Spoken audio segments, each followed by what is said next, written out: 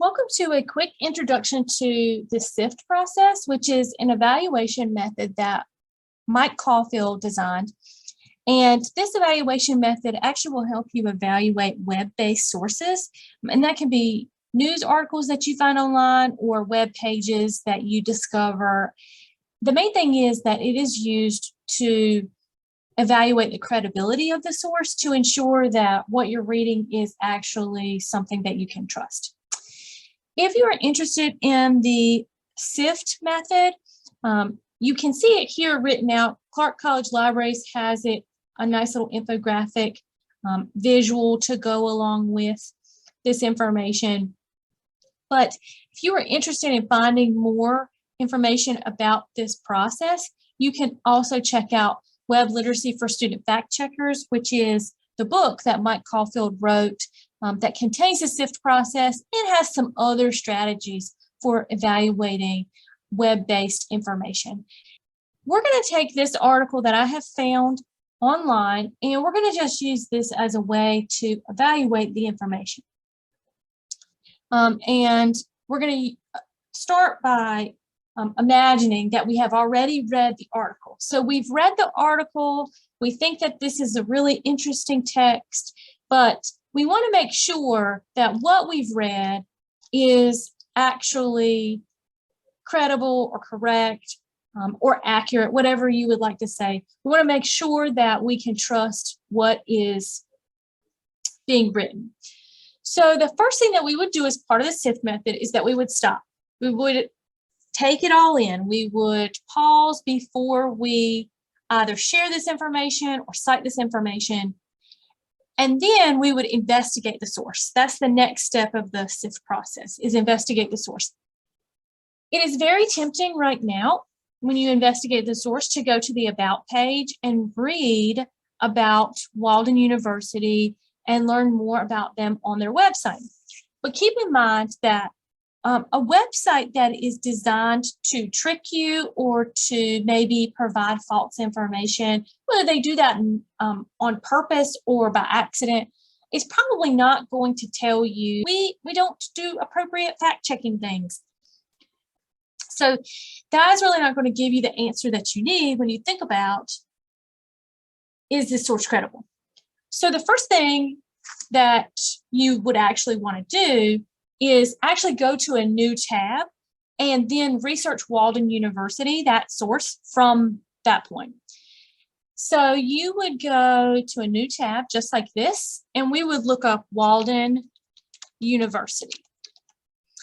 And what we're about to do right now is, when we're investigating the source, is actually called lateral reading.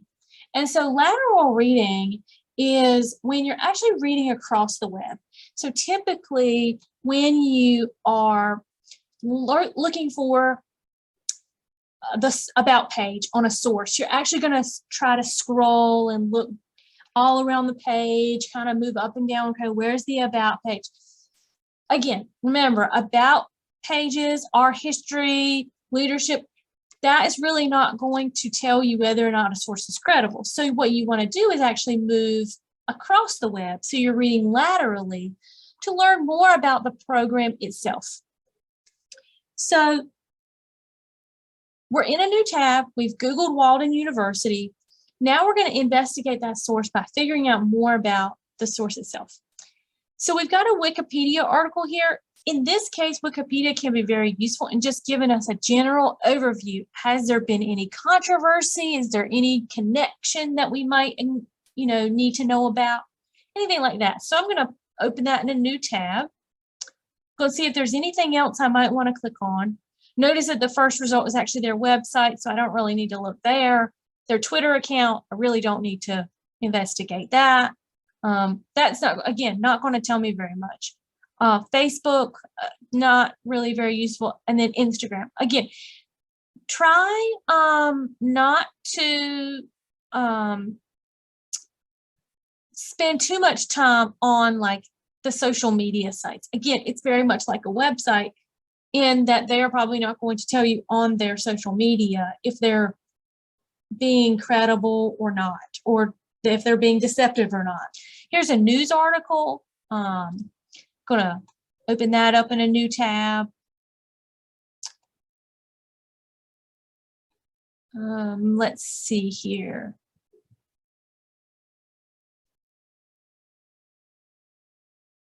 Is there anything else I think I might use? I might use this college scorecard. I could open that up there.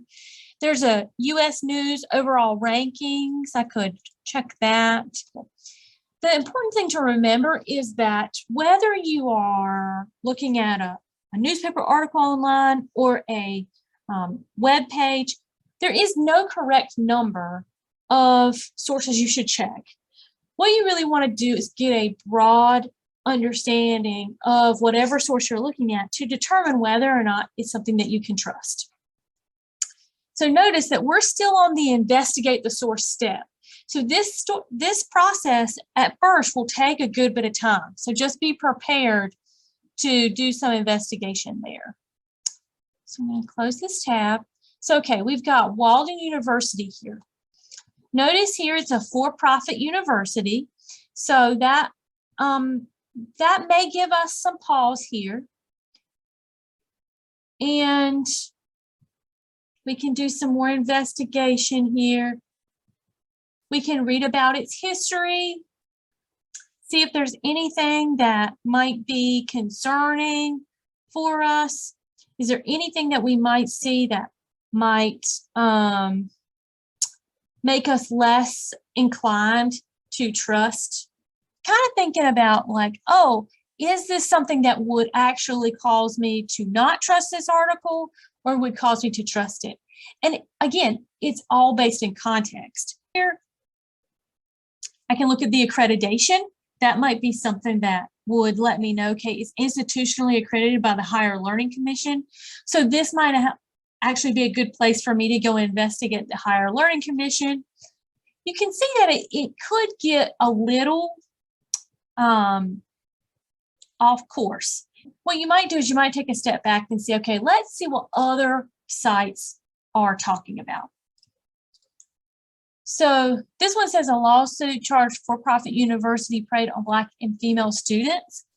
Okay, so this might be something that I say, okay, well, it doesn't really conflict with the idea of technology in the classroom, but it may make me hesitant to trust the source as maybe like a reputable source.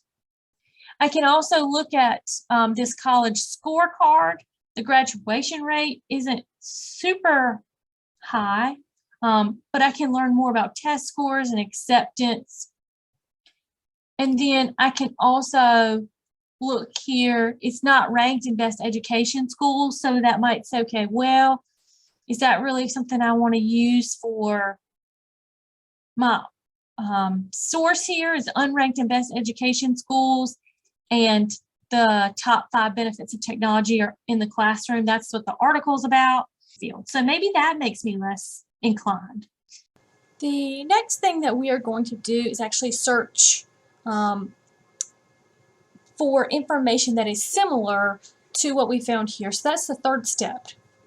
Find better or different coverage. So you can see here I've Googled educational technology benefits, and I've actually found some other websites that offer similar content, and we're going to compare what do I find in this article about technology in the classroom and the benefits, and how does it compare to what I have found in my original article from Walden University. So I found something about collaboration. It seems here that there's a similar opinion about collaboration. In this case, we are just looking at some different, what I would call more opinion or perspective pieces. But in news articles, this is a really essential process because we can see, are the news articles at the very least covering the same kind of content and the same story, even if they don't have the same perspective on it. And that's really critical when it is time to find better coverage. So we have participated in Stop, Investigate the Source, and Find Better Coverage. The fourth step in this process is to trace claims, quotes, and media to the original context. So we are going to start with the first quotation that we see, which is Pew Research Center. 92% of teachers said that the internet has a major impact on their ability to access content, resources, and materials. Because they have a list of citations down at the bottom, we can actually use those citations to locate the original source and then see what the original context was for this data that they are citing. So we've got our Pew Research article that we're going to use to look at the original data, and then we're going to look at our Walden article and compare the two. So in the Walden article, we see that there is a statistic about 92% of teachers said that the internet has a major impact on their ability to access content, resources, and materials. So when I read that, it makes it sound like 92% of teachers as a whole feel this way. In the Pew Research article, where they got the information, it actually says 92% of these teachers says the internet has a major impact on their ability to access content, resources, and materials for their teaching. So this is actually a little bit different. You can see in this article they don't have that same context. They say 92% of teachers. So it makes it sound like 92% of teachers as a whole, like a big majority of teachers around the world. But in reality, it's actually 2,000 teachers, or about 2,000 teachers who responded to this survey. That's still a large number, but the absence of that context in the Walden article makes me suspicious about the way they're using data. It makes me suspicious about if they're using the original context to really prove their point, or if they're framing the information and the data in a different way to create what would be considered a more positive opinion or perspective about their topic. And so because they've decontextualized that data, I'm suspicious of this article. But if I said, okay, I'm going to keep looking through this article just to see if maybe this is still got some useful information here, maybe I can still use some portion of it, even if this 92% of teachers statistic isn't quite right. So I find a quotation from someone who seems skilled. They have an MS in instructional design and technology. They have a quote there about the importance of technology in the classroom. But as much as this testimonial might be compelling, I also have to look at the background of this person. This person chose online learning to earn his degree at Walden. So this person has probably got a vested interest. There's a connection there. So how is his opinion going to be perceived? Probably not super objectively.